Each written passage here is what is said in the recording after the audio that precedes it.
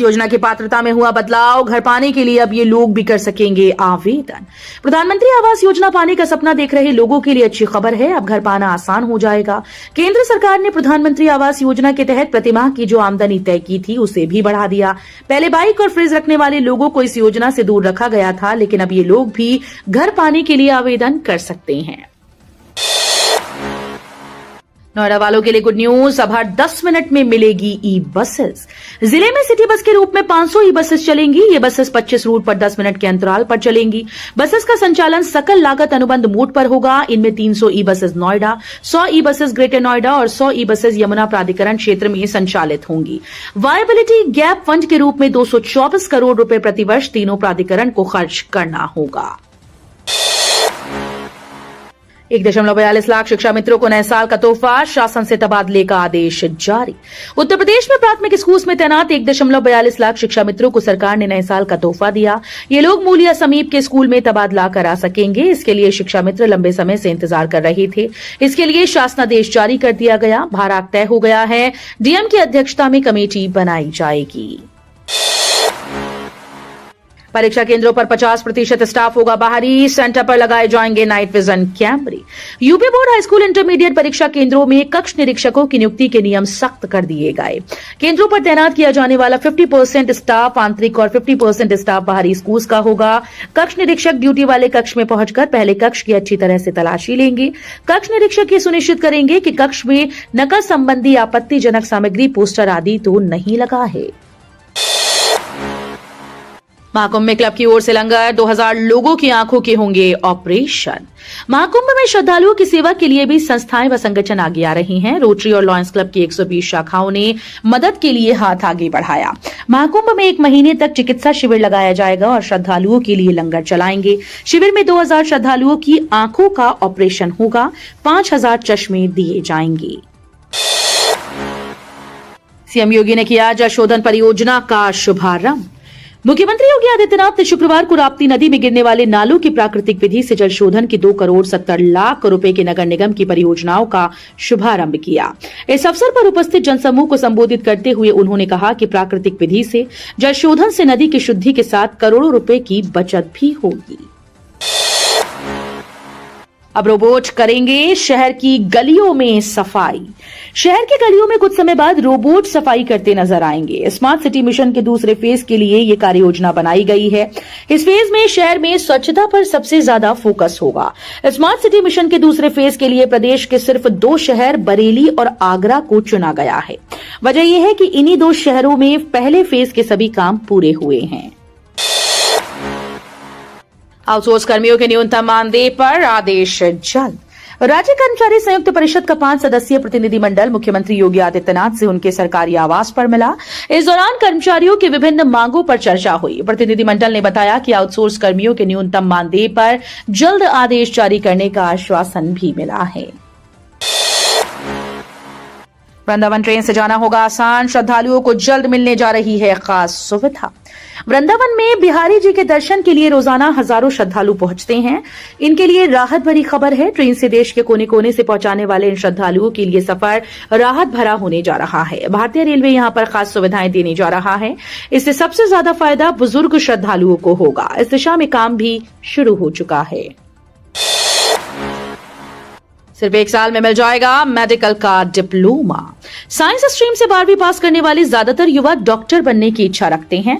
जो students NEET pass नहीं कर पाते या किसी वजह से एमबीबीएस में दाखिला नहीं ले पाते, वो 12वीं के बाद मेडिकल के 1 साल वाले कोर्स में भी एडमिशन ले सकते हैं। 12वीं के बाद मेडिकल की फील्ड में कई तरह के डिप्लोमा और सर्टिफिकेट कोर्सेज करवाए जाते हैं। योगी आदित्यनाथ ने चलाई तबादला एक्सप्रेस। यूपी में 46 बड़े आईएएस अफसरों के ट्रांसफर। सरकार ने 46 आईएएस अधिकारियों के तबादले किए हैं। इनमें कई अफसरों को नए साल का तोहफा मिला। योगी आदित्यनाथ ने कुंभ के मद्देनजर बड़ी जिम्मेदारी सौंप दी। इसमें उच्च स्तरीय पदों से लेकर फील्ड स्तर तक के अधिकारी शामिल हैं। संजय प्रसाद की दोबारा से योगी आदित्यनाथ ने वापसी कर दी है। इसी महीने मिलेगा आबादी भूखंड। योगी आदित्यनाथ के आदेश के बाद अंतिम सूची तैयार। जमीन अधिग्रहण से प्रभावित ढाड़ा, पतवाड़ी, थापखेड़ा और सिरसा समेत ग्रेटर नोएडा के 8 गांव के किसानों को इसी महीने में आबादी भूखंड आवंटित किए जाएंगे। ग्रेटर नोएडा प्राधिकरण ने पात्र पाए गए 825 किसानों की अंतिम सूची तैयार कर ली। इन भूखंडों का आवंटन ड्रॉ के माध्यम से किया जाएगा। निर्यात में यूपी की हिस्सेदारी 7.5% करने की तैयारी। योगी सरकार लाएगी नई निर्यात नीति। उत्तर प्रदेश निर्यात के मामले में पूरे देश में अपनी हिस्सेदारी 7.5% ले जाने की तैयारी में है। इसके लिए योगी सरकार अगले 5 साल के लिए नई निर्यात नीति लाने जा रही है। इसके लिए निर्यात को 5 साल में 3 लाख करोड़ रुपए से ज्यादा पहुंचाने का लक्ष्य है। इसके अलावा समुद्र तटीय वाले राज्यों के कारोबारियों के बराबर की सहूलियतें यूपी के निर्यातकों को देने की तैयारी है। सबसे फोकस निर्माण व सेवा क्षेत्र पर होगा। यूपी बिहार में गैस और तेल के भंडार की संभावना। सीतापुर से भोजपुर तक होगी तलाश।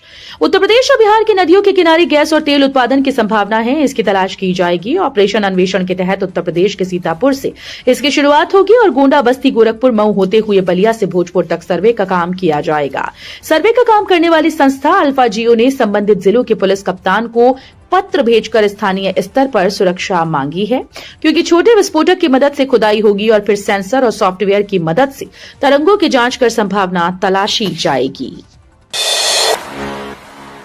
यूपी के 18 जिलों में शुरू होगी ड्रैगन फ्रूट की व्यावसायिक खेती। 296 किसान करेंगे शुरुआत।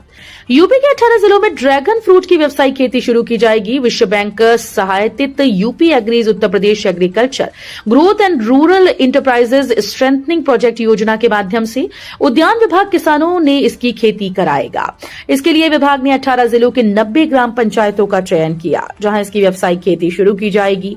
चुने गए ग्राम पंचायतों की 1 एकड़ या उससे अधिक भूमि वाले चयनित 296 किसानों से इसकी खेती शुरू कराई जाएगी। यूपी में बड़ी मेडिकल पीजी की 353 सीटें। सरकारी अस्पताल, मेडिकल कॉलेजेस को मिलेंगे विशेषज्ञ डॉक्टर। उत्तर प्रदेश में बीते 1 साल में मेडिकल पीजी की 353 सीटों पर इजाफा हुआ। इसमें सर्वाधिक 56 सीट जिम्स ग्रेटर नोएडा में बढ़ी हैं, जबकि कन्नौज मेडिकल कॉलेज में 52 सीटें बढ़ी। Community medicine, microbiology, ops and gynae सहित करीब 1.5 दर्जन विधाओं में ये सीटें बढ़ी हैं। यूपी में एक और इंटरनेशनल स्टेडियम और स्पोर्ट्स सेंटर। योगी का ऐलान, इस जिले को सौगात। मुख्यमंत्री योगी आदित्यनाथ ने कहा कि प्रधानमंत्री नरेंद्र मोदी के नेतृत्व में पिछले 10 वर्षों में देश के अंदर एक नई खेल संस्कृति बनी है। उत्तर प्रदेश में राज्य सरकार भी खिलाड़ियों और खेल की गतिविधियों को लगातार प्रोत्साहित कर रही है। सरकार गोरखपुर में इंटरनेशनल स्टेडियम बनाने जा रही है। इतना ही नहीं, एक बड़ा स्पोर्ट्स सेंटर भी जल्द बनना शुरू हो जाएगा। महाकुंभ में सैकड़ों मुसलमानों का हो सकता है धर्मांतरण। बरेलवी मौलाना को सताई चिंता। ऑल इंडिया मुस्लिम जमात ने महाकुंभ मेले में साधु संतों के द्वारा दिए जा रहे धर्मांतरण पर बयान को लेकर चिंता जताई। जमात के अध्यक्ष मौलाना मुफ्ती शहाबुद्दीन रजवी बरेलवी ने इस संबंध में उत्तर प्रदेश मुख्यमंत्री योगी आदित्यनाथ को एक पत्र लिखकर मांग की है कि इस तरह के कार्यक्रमों पर प्रतिबंध लगाया जाए। पत्र में मौलाना ने लिखा कि मुझे कहीं से जानकारी प्राप्त हुई है कि प्रयागराज में महाकुंभ मेले में सैकड़ों मुसलमानों का धर्मांतरण कराया जाएगा। आपके नेतृत्व वाली यूपी सरकार ने धर्मांतरण के खिलाफ कानून पास किया है। बीजेपी नहीं चेती तो भुगतेगी। अब योगी के मंत्री संजय निषाद भड़के। आशीष पटेल का भी किया समर्थन।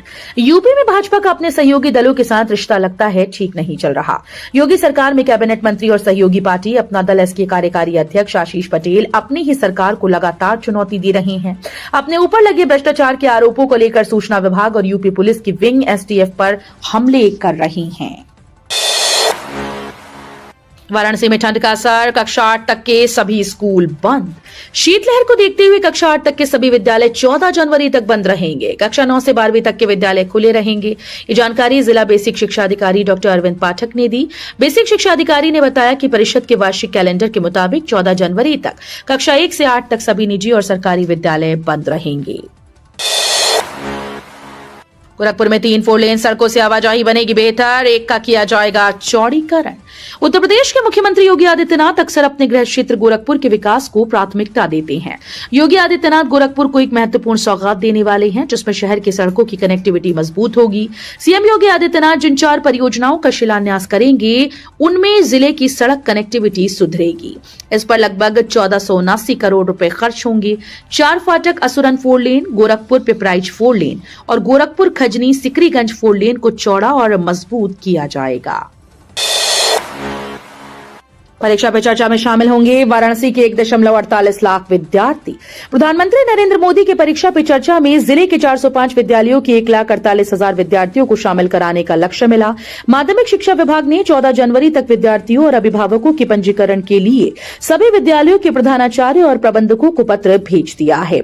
यूपी बोर्ड परीक्षा की तैयारी कर रहे विद्यार्थियों के मानसिक दबाव को कम करने के लिए प्रधानमंत्री नरेंद्र मोदी विद्यार्थियों से लाइव बात करेंगे। लखनऊ चारबाग से चलेगी महाकुंभ स्पेशल ट्रेन। उत्तर रेलवे लखनऊ मंडल प्रशासन अनारक्षित श्रेणी की 2 Mahakumbh special train Charbagh station से चलाएगा।